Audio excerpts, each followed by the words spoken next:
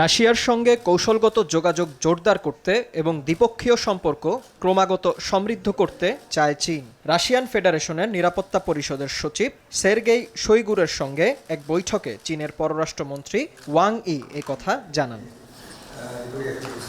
চীনের central commission for foreign অ্যাফেয়ার্সের পরিচালক এবং সিপিসির কেন্দ্রীয় কমিটির রাজনৈতিক ব্যুরোর সদস্য ওয়াং বলেন, দুই দেশের রাষ্ট্রপ্রধানদের মৌলিক নির্দেশনার ফলে বৈশ্বিক পরিবর্তনের মধ্যেও ৭৫ বছর ধরে চীন রাশিয়ার সম্পর্ক স্থিতিশীল রয়েছে এবং সে সম্পর্ক সুষ্ঠুভাবেই বিকশিত হচ্ছে।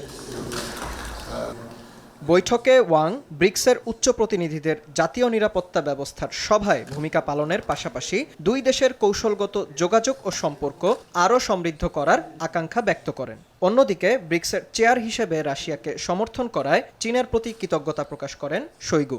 সেই সাথে পরবর্তী ব্রিক্স সম্মেলনে চীনের সাফল্য কামনা করেন তিনি। বিন ইয়ামিন, RTV।